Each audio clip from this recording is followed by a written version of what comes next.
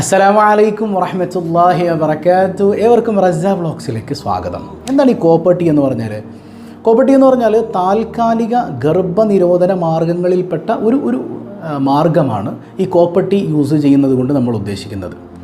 Doctors പറയുന്നത് എന്താണെന്ന് വെച്ചാൽ 99% ഇത് ഇഫക്റ്റീവ് ആണെന്നാണ്, അപ്പോഴും 1% ബാക്കിയാണ്. അപ്പോൾ ഞാൻ എൻ്റെ പ്രിയപ്പെട്ടവൾക്ക് കോപ്പർട്ടി ഡോക്ടർ നിർദ്ദേശിച്ചപ്പോൾ ഞാൻ ചോദിച്ചു, 100% ഇത് ഇഫക്റ്റീവ് ആണെന്ന് പറയാൻ പറ്റുമോ? അപ്പോൾ ഡോക്ടർ ചിരിച്ചുകൊണ്ട് എന്നോട് പറഞ്ഞൊരു കാര്യമുണ്ട്, സാർ ഇത് 100% ഇഫക്റ്റീവായ താൽക്കാലികമായ ഗർഭനിരോധന മാർഗങ്ങളൊന്നും തന്നെ ഇല്ല. ഈ കോപ്പർട്ടി യൂസ് ചെയ്ത ആളുകൾ പലരും പ്രഗ്നൻ്റ് ആയിട്ടുണ്ട് എന്നുള്ളൊരു യാഥാർത്ഥ്യം കൂടെ ഡോക്ടർ പറയാണ്. പിന്നെ ഒരുപാട് കോംപ്ലിക്കേഷൻസ് കുറവാണെന്ന് പറയുന്നുണ്ടെങ്കിൽ തന്നെയും ചില ആളുകൾക്ക് കോംപ്ലിക്കേഷൻസ് ഉണ്ടാകുന്നുണ്ട് എന്നുള്ളതൊരു യാഥാർത്ഥ്യം കൂടെയാണ്. പക്ഷേ ഒരു പരിധിവരെ ഇത് നല്ലതാണെന്ന് ഡോക്ടേഴ്സ് പറയുന്നുണ്ട്. അതിനെ അവർ വല്ലാതെ സപ്പോർട്ട് ചെയ്യുകയും ചെയ്യുന്നുണ്ട്. പിന്നെ അതിൻ്റെ എങ്ങനെയാണ് അതിൻ്റെ യൂസേജ് എന്നൊക്കെ എല്ലാവർക്കും അറിയാമല്ലോ. അതായത് സ്ത്രീകളുടെ വജൈനയിലൂടെ ഉള്ളു പരിശോധിക്കുന്നത് പോലെ ഡോക്ടേഴ്സ് ഈ ഉപകരണം അവിടെ സ്ഥാപിക്കുകയാണ്. അതിലൂടെ സംഭവിക്കുന്നത് എന്താണ്?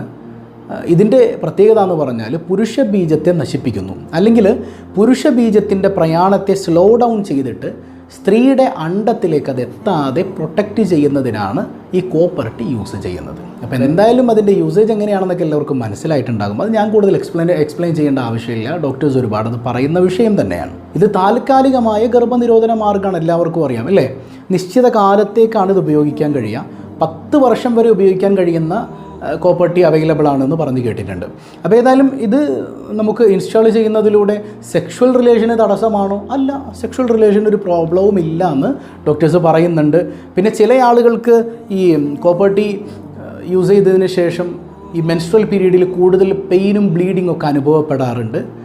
അതിന് അവർ പെയിൻ കില്ലേഴ്സ് ഡോക്ടേഴ്സ് കൊടുക്കാറുണ്ട്. ഇവിടെ ഒരു പ്രധാന പ്രശ്നം എന്ന് വെച്ചാൽ ഈ കോപ്പർട്ടി ഇൻസ്റ്റാൾ ചെയ്ത് കഴിഞ്ഞാൽ അപ്പോൾ തന്നെ ചില ഫ്രണ്ട്സ് പറയും, എടി അതില്ലേ കോപ്പർട്ടി ഉപയോഗിച്ചിട്ട് ഇന്നൊരാൾക്ക് വയറ്റിൽ നിന്ന് ഭയങ്കര രക്തമൊക്കെ വന്നു, അവിടെ പഴുപ്പും ഇൻഫെക്ഷനൊക്കെ ആയിട്ട് ഭയങ്കര പ്രശ്നമായിരുന്നു. ഇത് കേൾക്കുമ്പോൾ തന്നെ നമുക്കില്ലാത്ത ഇൻഫെക്ഷനും വേദനയൊക്കെ അവിടെ നിന്ന് വരാൻ തുടങ്ങും. അതൊരു യാഥാർത്ഥ്യമാണ്. അപ്പോൾ ശരിക്കും മാനസികമായി പ്രിപ്പേർഡ് ആയിട്ട് വേണം ഈ കാര്യങ്ങളിലേക്കൊക്കെ നമ്മൾ കടക്കാനായിട്ടും.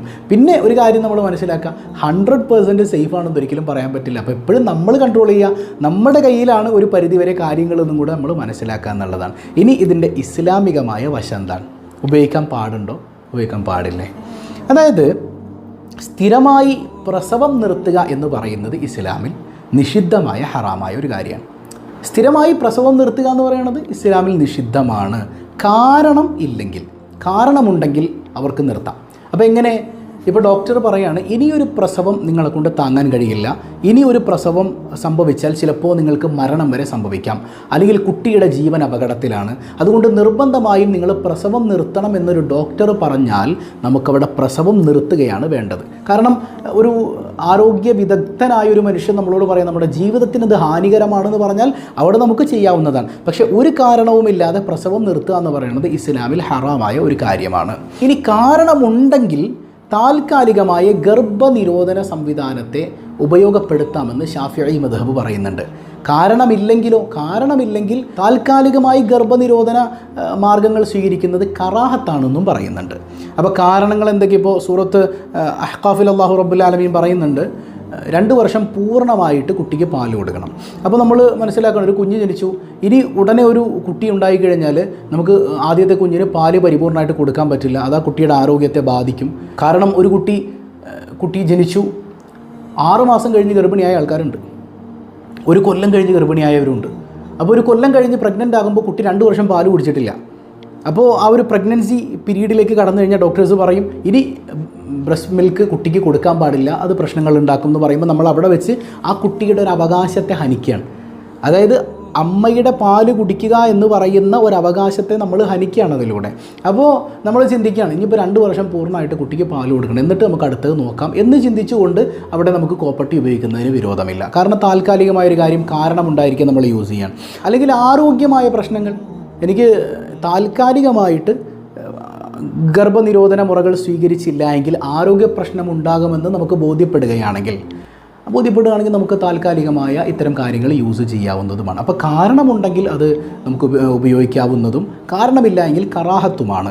എന്നാൽ താൽക്കാലികമായ ഗർഭനിരോധന മാർഗ്ഗത്തെക്കുറിച്ചാണ് ഞാൻ ഈ പറയുന്നത്. അപ്പോൾ നിരന്തരമായി പ്രസവം നിർത്തുക കാരണമില്ലാതെയെങ്കിൽ അത് ഹറാമാണ്, കാരണമുണ്ടെങ്കിൽ ചെയ്യാവുന്നതുമാണ് ഡോക്ടേഴ്സിൻ്റെ നിർദ്ദേശപ്രകാരം. അപ്പോൾ പിന്നെ അതുപോലെ തന്നെ ഈ കോപ്പട്ടി ഉപയോഗിക്കുന്നതിലൂടെ നമുക്ക് ആരോഗ്യപരമായ പ്രശ്നങ്ങൾ ഉണ്ടെങ്കിൽ അത് ഒഴിവാക്കേണ്ടതുമാണ്. ചില ആളുകൾക്ക് അമിതമായി ബ്ലീഡിങ് ഉണ്ടാകാറുണ്ട്, ഇൻഫെക്ഷൻ ഉണ്ടാകാറുണ്ടെന്നൊക്കെ നമ്മൾ പറഞ്ഞു ഇല്ലേ, അങ്ങനെ കേട്ടിട്ടുമുണ്ട്. ഡോക്ടേഴ്സ് തന്നെ ചിലർക്ക് അങ്ങനെ ഉണ്ടാകുന്നുണ്ടെന്ന് പറയാറുണ്ട്. അപ്പോൾ അങ്ങനെ ഉണ്ടാകുന്നവരുണ്ടെങ്കിൽ അത് മാറ്റിവെക്കുക. ഏറ്റവും നല്ലത് നമ്മൾ തന്നെ സൂക്ഷിക്കുക എന്നുള്ളതാണ്. കാരണം ഞാനൊരു വളരെ പ്രയാസമുള്ള ഒരു പെൺകുട്ടിയുടെ സംഭവം കേട്ടു. പഴയ കാലമല്ല, പണ്ടത്തെ ഉമ്മമാരെന്ന് പറഞ്ഞാൽ ഒരുപാട് പ്രസവിച്ചവരും അതിനവരുടെ ആരോഗ്യം അതിനൊക്കെ പറ്റിയതായിരുന്നു. ഇന്നത്തെ കുട്ടികൾ, ഇന്നത്തെ ലൈഫ് സ്റ്റൈലൊക്കെ ഒരുപാട് വലിയ ആരോഗ്യമില്ലാത്ത ആളുകളാണ്.